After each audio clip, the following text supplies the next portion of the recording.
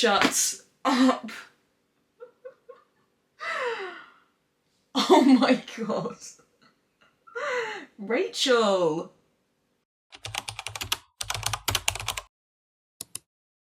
Hello guys, welcome back to my channel, and hello if you're new here. Thank you so much for joining.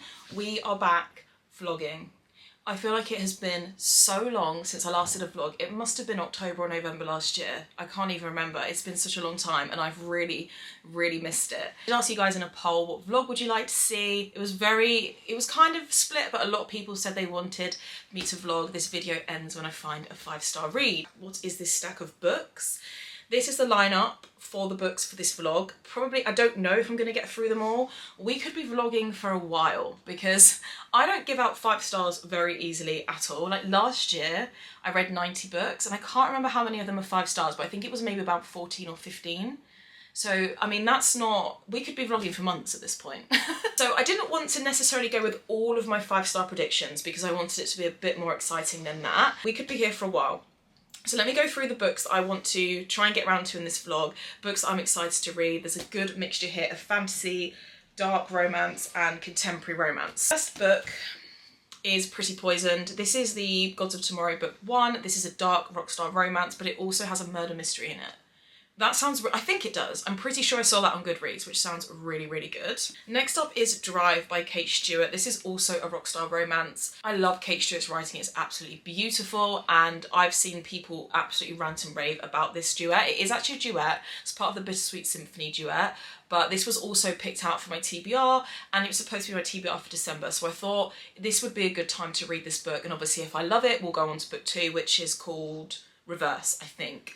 I'm very excited about this one. And for fantasy, I picked up Metal Slinger because I just really feel like I'm missing out here. Everybody's reading Metal Slinger and loved it. I think a lot of people are reading it in like December. I got it in my most recent haul and I just really love fantasy at the moment, so I picked this out as well. I don't know whether that's necessarily a 5-star prediction, but it's just a book that I'm really excited to read and I think it'll be fun to vlog that as well. Then Hollow Heathens. Now this is a 5-star prediction by Nicole Fiorina. This is a dark fantasy, but I think it has like a lot of thriller and mystery elements in it. When I put this up on my TikTok and like in my haul on YouTube, a lot of people have messaged me and said that this book is absolutely incredible. So this is a 5-star prediction. So when we get around to this in the vlog, I'm excited to see how we go. I don't want to put too much pressure on it because I think if I have in my head too much that a book's going to be 5 stars, I put too much pressure on the actual book itself. I am going in a bit blind. I don't actually know a lot about this book, but I am so excited. Next up is The Curse of Ophelia. So just full disclosure, I actually did start this book already. I started it, was it last night or the night before? I started vlogging a little bit, but I just haven't had time to do my intro. I will give you guys a bit of a reading update about The Curse of Ophelia and how I'm feeling so far. Next up is The Poisoner by Ivy Ophelia. This is a dark historical vampire romance which is set in Victorian London, I believe, which I'm very excited about. I think there's like botanists and alchemy and all that kind of stuff in here, but it's also got vampires in it, so I'm really excited for this one. I think this is going to be my next read after The Curse of Ophelia. Sticking on the fantasy theme is Blood of Hercules. This is a Why Choose fantasy romance, but it also has, it's kind of like comedy elements to it. It's meant to be quite funny, but it's also fantasy and it's Greek mythology, which are my favourite kind of books to read. I think this is also Why Choose. I haven't read a good Why Choose in a while, so these are the books that are on the sort of roster for this vlog. If I read all of these, we're going to be here for a very long time. I'm hoping one of these is going to be 5 stars. Also, if I change my mood a little bit and we end up picking out something else, then, you know, it might not necessarily be these exact books, but I thought that they would be a good place to start. Quick review so far of The Curse of Ophelia. I'm about 50% of the way in. I am kind of flying through it, and it's a very unique world. So it's set with like angels, warriors, gods and things like that. So there's like 7 angels and then there's like 2 warrior clans, and they are like they're enemies, and they're like sworn enemies and have been for centuries. 3 years prior to the events of this book, there was a war and a curse that was put upon the Mystique warrior clan by the Ingrossian warriors, and also Ophelia's love interest in this, Malachi, goes missing at the same time. Now 2 years on, the curse has been gone, it hasn't been seen for 2 years, and then one day Ophelia wakes up. Obviously Malachi's been missing at this point for 2 years. He is presumed to be dead, and Ophelia wakes up and one of the angels comes to her and basically says, you are the chosen one, and she has to embark on this mission to go and ascend as a Mystique warrior, which is what she was training for all her life and what her bloodline and everything is to do with. And they've gone on this mission. She's gone with a group of friends. Tolek's character, so funny, he really makes me laugh. I really like him. There's a bit of a found family feeling going on here. The only thing that I'm not sure about is I just can't picture the world very well. I don't think the world building or the magic is explained that well. So there is magic, but I don't know whether they have it themselves or whether it's kind of in the world around them, because they're currently at this mountain, and being on the mountain has healed the wounds that they've got so far from this sort of adventure that they've embarked on, and they've come across all these sort of like mystical animals and things, and they've been in fights and stuff, and so obviously they've got injured, and then they're like, we must get to the mountain, it will heal you, and it does. And I'm just a bit confused, like, where this magic comes from. Has it always been this way? Do they harbour magic themselves? Like, so I think the world building for me hasn't been the best so far, but I really like how unique this world is. I don't think I've read any fantasy like this. It's influenced by like Greek mythology, but I just can't picture the warrior clans. I can't really picture the world they're in. It seems a bit historical, but I'm not sure. So the world building for me isn't great, and it has been quite slow. It's just started to pick up, but the first half of it has definitely been very slow. And based off of like reviews on Goodreads, I think a lot of people felt the same, that it's been quite slow. However, I'm enjoying it. I like the writing style. It's beautifully written, I have to say, beautifully written. It's not my favourite writing style. Let me give you an example. So instead of just saying, oh, the group walked ahead, Ophelia will say, I can see my friends meandering in front of me. Like that's the kind of writing style. It's very pretty. Not that I have an issue with that, it's just that it's taken some getting used to, especially because Onyx Storm was my most recent read. Definitely was not like that at all. I continue this and get this finished. Right now I'm sitting on like a 3.5 star read. So considering we need to find a 5-star read in this vlog, it's not the best start. But it's also book 1 in a series. I think there's 4 or 5 more books out. I can also give it the benefit of the doubt that we're not going to get all of the answers and everything in the first book, but I still think the world building could be better where I'm at with it right now.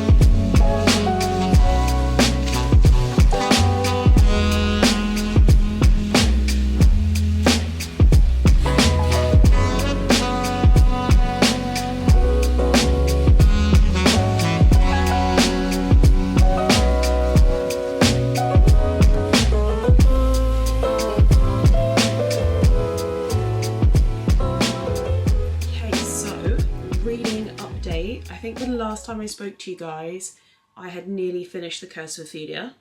I have actually since finished The Curse of Ophelia, and I've started The Poisoner. Well, I say I've started The Poisoner, I'm actually about 75% of the way into The Poisoner. I've actually been flying through it. So my thoughts on The Curse of Ophelia, I think I'm going to give it a 3.5 star. I think that always sounds worse than it is, and I don't think like a 3.5 stars is a bad rating by any means. Like for me, a 3-star book is still something that I would recommend, just maybe with caution. I really liked the last sort of like 30% of the book. That was really good. It was very fast paced by the end. I understood the world a lot more by the end. Yeah, like it was just really fun. I really loved Tolek's character, and I liked the found family that was forming between everybody. Like he was so funny. I really like him. He's become one of those characters that I really hope nothing happens to him throughout the rest of the series. And I do think I'm going to buy the other books in the series because I just love how different it is. It has like warriors and angels and this magic, and you have to like go into this volcano and you have to ascend, and I just really, really liked the world. I thought it was really unique. I just thought the world building was pretty poor and that the first half of the book was quite slow. So the epilogue chapter absolutely blew me away in The Curse of Ophelia. It was absolutely insane, and it's made me want to read on. And yeah, I just really enjoyed it. It was very different to other things I've read, and I did really enjoy it. So I have since, well, I haven't just started The Poison. I've got quite a lot into it, and I am really, really enjoying this so much. So I absolutely love the setting of it. I love that it's like Victorian London in 1889, I think it's set in, so it's like the 1880s, and Alina is obviously a botanist. She's like a woman of science. She runs her own apothecary, and she is the poisoner. So she literally has all this knowledge about plants and everything, and she's a poisoner, and she kind of poisons men in the society that she feels like might be a danger or that she feels like deserve it. And I really like that kind of feminine, sort of powerful character, like behind closed doors, like that's what she does. And then obviously we've got Silas. Now, the vampires in this are really, really interesting and very different to other vampires that I've read. So basically in this, Silas, she keeps referring to him as like a creature, and they are very much portrayed as creatures. So they're very different to any other vampires in vampire romances that I've read, and they do give that kind of creepy, don't get me wrong, like Silas is kind of sexy in his own way, but they kind of do give a bit of the vampires in this, they create a bit of unease around them. They do feel more like monsters. It's like kind of the vampires that actually, like, do you really want to cross paths with them, because they are quite unnerving in this. So basically, Alina goes to this party. At this party, she sees Silas literally feeding off this woman. And at this point, Alina has no idea that vampires even exist. And she has no idea what it is that she's seen. But then Silas notices that she's caught on to that. So he comes to her and he thinks he's going to unalive her. And they enter this like cat and mouse game scenario where he's stalking her, he's chasing her, like she thinks he's going to unalive her. And he keeps playing these games. He's like, I'll be back tomorrow night. Like, she has no idea when this is going to happen, but she doesn't feel safe. But then at the same time, she's not really that scared because she's a scientist. She's kind of so fascinated by Silas as well. And then Silas is fascinated by the fact that she's not scared. Now, there's a lot of parallels in this between stalking in Hunting Adeline, like Haunting and Hunting Adeline. Like, it's a really, really good stalker romance because the whole like chasing and the cat and mouse side of it all is very, very similar to that in Haunting Adeline. But obviously the storylines could not be more different. But it is really good. Like, the stalking trope in this is done really well. So I'm at the point now where Alina is basically using Silas as a test subject because she's so fascinated by him, and she's testing like the venom from his fangs and things like that. And she's got a lab partner, Victor, and he's not really who we think he is. But that's all I'm going to say because obviously I want to keep this spoiler free. And Silas does not like Victor and vice versa. And Alina it's kind of like not a love triangle, but Alina kind of views Victor as this guy who's like safe, and she thinks that she could be happy with him, but she has this pull towards Silas that she can't explain. But yeah, it's just really good, and the setting is just amazing. It's just like gothic and it's dark and it's just really, really fun. And obviously it's historical, and listen, I'm not the biggest fan of historical romances, but this doesn't feel too much like a historical romance, if that makes any sense. Again, I'm really, really enjoying this. So I'll be back to update you guys when I finish this book, but I really recommend it. It's just so unique and so different. It's great.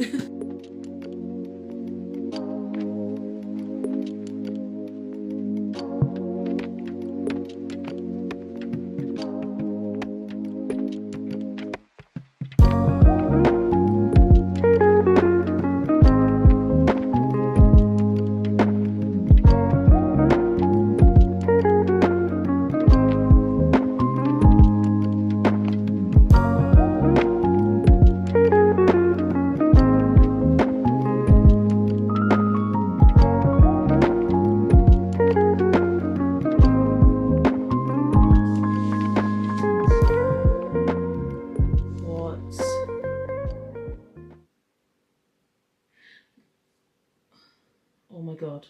Did I see that right?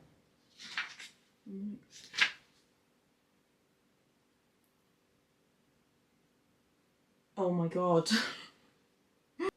Shut up. So, oh god, what page was I on? What page was I on? Oh my... Oh my god. Rachel! Hello everybody. It has been, I'm going to be completely honest, it's been a couple of days since I last updated you. It's literally been 10 minutes since I finished my last book and I have kind of just been processing that ending. Please excuse the way that I look. I actually woke up feeling really unwell this morning. It just came out of nowhere in the middle of the night, so I'm not feeling my best. But I did want to give you guys some updates for the vlog. Can't remember if I gave you guys my update for The Poisoner. I think I was like 75% of the way through The Poisoner. I have now finished that. I'm gonna go onto my Instagram and ask you guys what book I should read next. It was very, very close between two books. I'm just gonna get it up and show you guys. So it was 38% Metal Slinger, 35% Split or Swallow. It was very close between those two books. This was the story that I put up. These were the books that were in the story. And it was so close between Metal Slinger and Split or Swallow. And I think Metal Slinger just literally by 6 votes. So it was 77 votes for Metal Slinger, 71 votes for Split or Swallow, and the other two got 19 and 36 votes each. So we went with Metal Slinger, which I don't actually know if I've done much of an update. It has been a very busy week. But anyway, so let me just talk to you guys about my thoughts on The Poisoner first. Have we had a 5-star read yet though? No, we have not. So The Poisoner I gave 4.25 stars to. Really, really enjoyed this. I loved the setting. I loved the vampires that she created in this. I love that she portrayed them more as like creatures as opposed to like these sexy suave vampires that you read about in most romance books. Like this was very much a very gothic feeling romance, and I loved like the cat and mouse sort of chase between them and the stalking, and the way that they was like Alina was sort of using Silas as like a test subject in this because she was so fascinated by him, and the sort of like mutually beneficial partnership that these two had between them. Like honestly, it was just so different to anything that I've read. I really, really enjoyed it. There is a bit of a cliffhanger at the end, which was okay. And there was also like something that happened at the end with a character that kind of just threw me a bit and I felt was really strange. And if you've read the book, I think you'll know what I mean. It happens with Victor's character, and I don't really know how I felt about that particular scene. I was kind of giving it like 4.5 stars until I got to that point, but no, I feel like this was a really, really solid read. It's a really good historical gothic vampire romance. I would very much recommend it. I feel like it is quite underrated. I think more people need to talk about this. It's really interesting. I love the like botany and the apothecary kind of stuff. Alina obviously is the poisoner in this, like because she's so good with plants and things like that, she is the poisoner. That kind of got a little bit tiresome, that whole sort of side of her personality, but no, I just think it was a really, really solid read. So 4.25 stars for The Poisoner. Then we read Metal Slinger, and I've been reading this over the last, I think it took me 3 days to read this, and oh my god,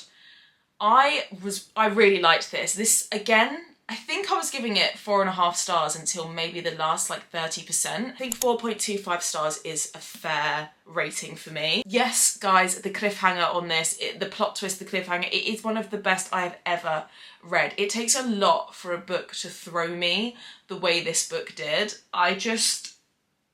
What the hell is going on? Honestly, I only finished this book like 15 minutes ago, and it's made me question everything that I thought I knew. It was really, really good.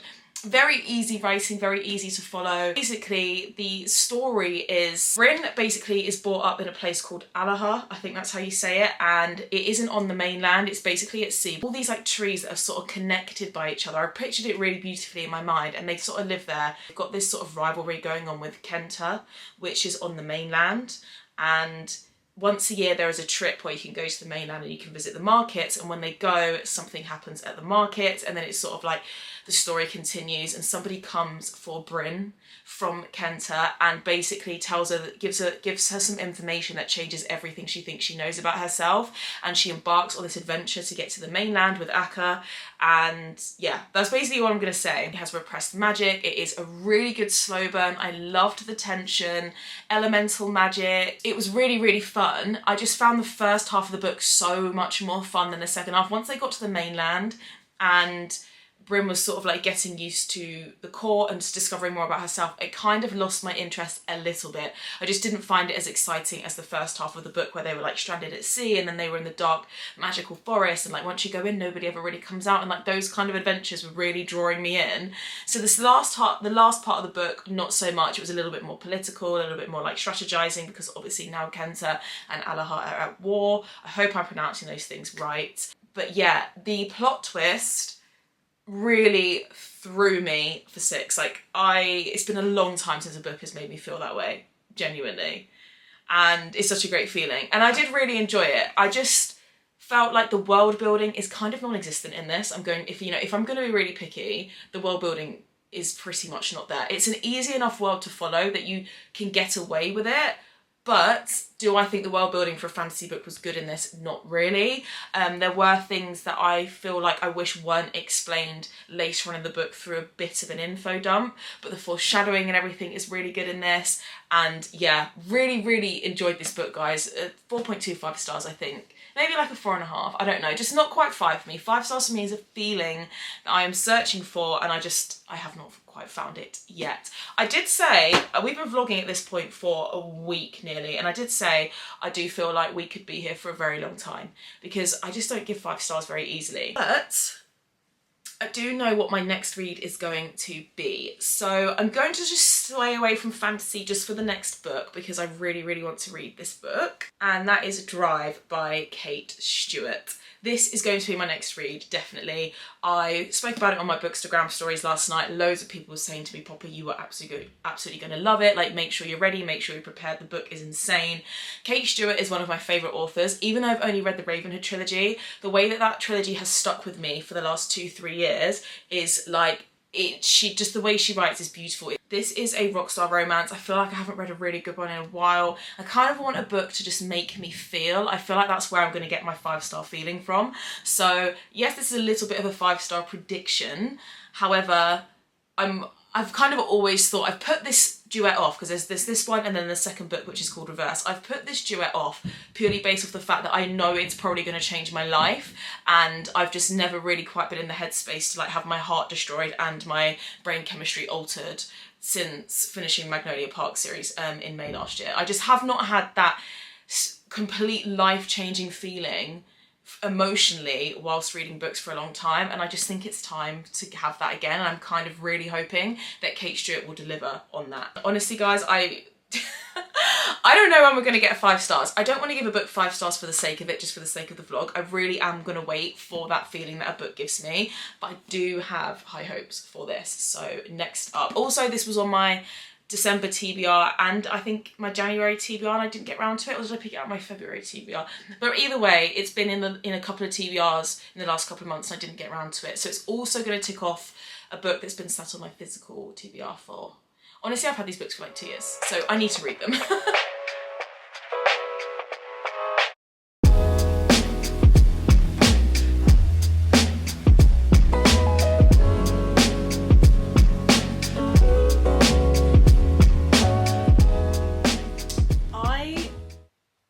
I knew Kate Stewart would be the one that's going to bring me my first 5-star read of the year.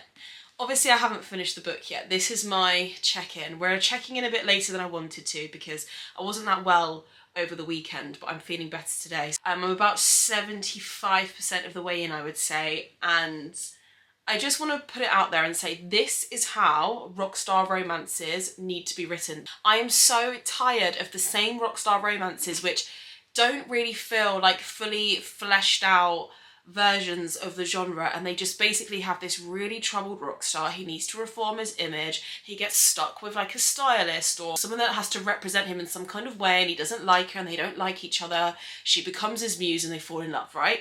It's just kind of tired now, those kind of rock star romances. This has got so much more depth and so much more layers and everything to it.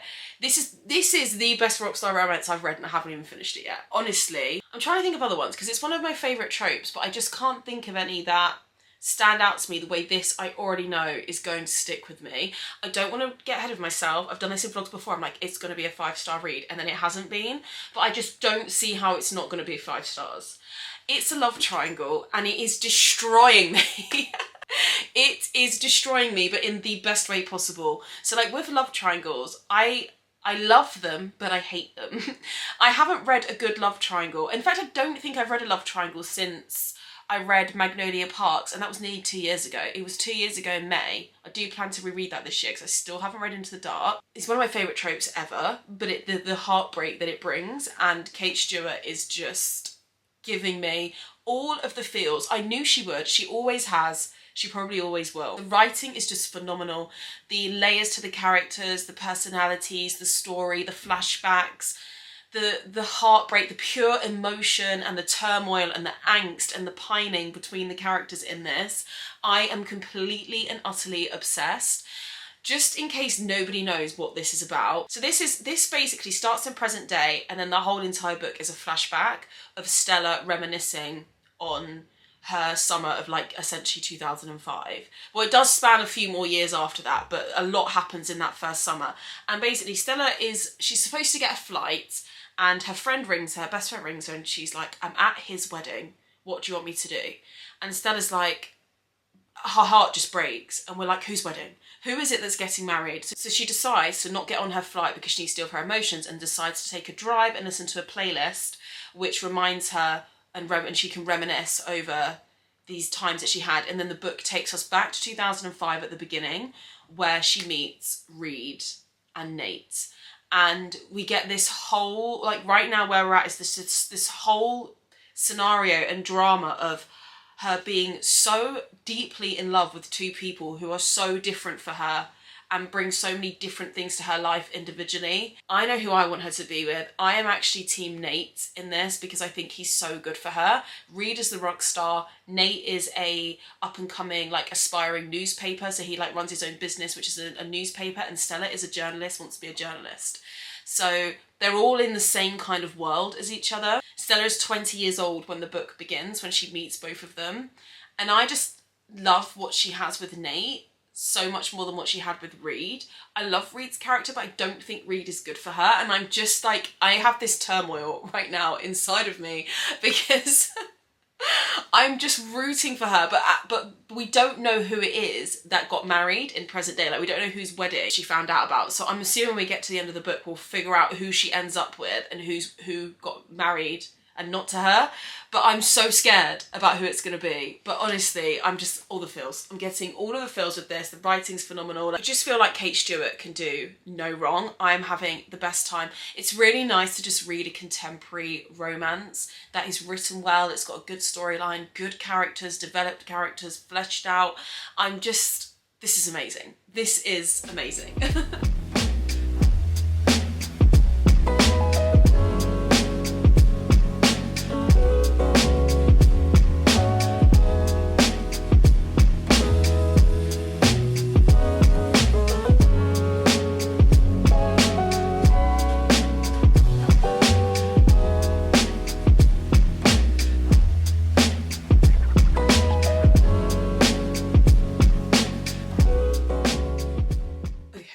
I have just finished Drive by Kate Stewart, and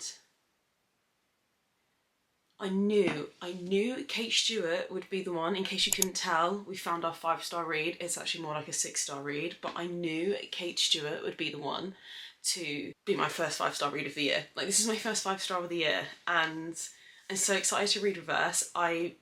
I'm still trying to process as well, so I feel like things that I'm trying to say right now probably won't even make sense because I literally just finished the book and it has completely altered my brain chemistry. It was just absolutely incredible, and I love triangles. I love them, but I hate them.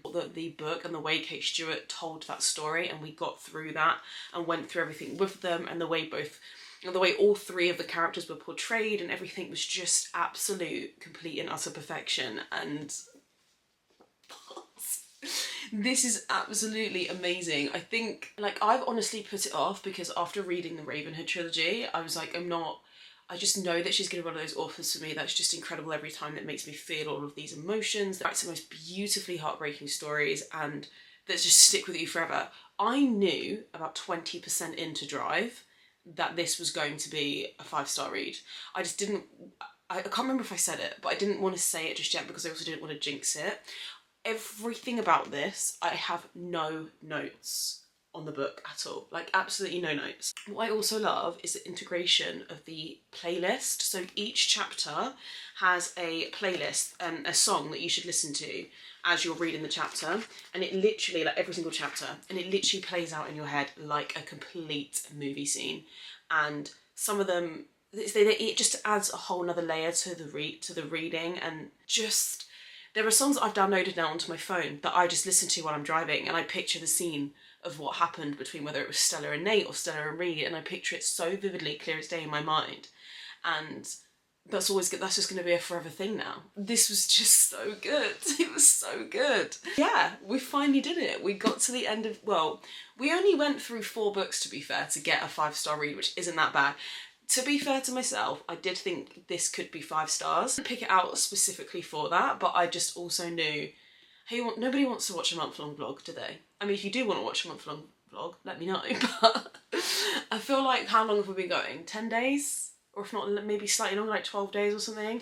I feel like so much has happened in the space of this vlog. Like, I've gone through a whole week of work, I was unwell, and I've got better. Like, it's just, I just feel like so much has happened since I've begun this vlog. It feels, what was the first book I read? The Curse of Ophelia. I feel like I read that so long ago now. But no, I am going to obviously end the vlog here. I'm going to start reverse, which I'm so excited for. I feel like, I honestly fear how that book is going to make me feel, because this was just a complete and utter masterpiece. So we've got our 5-star read, our first 5-star read of 2025. None other than Kate Stewart herself. I'm not surprised in the slightest. That does not surprise me one bit. Anyway, guys, I hope that you enjoyed the vlog. I've got another vlog upcoming. We're back in our vlog era now because I've really missed it. I'm doing a 24-hour reading challenge. So make sure that you are subscribed so you don't miss any of my upcoming content.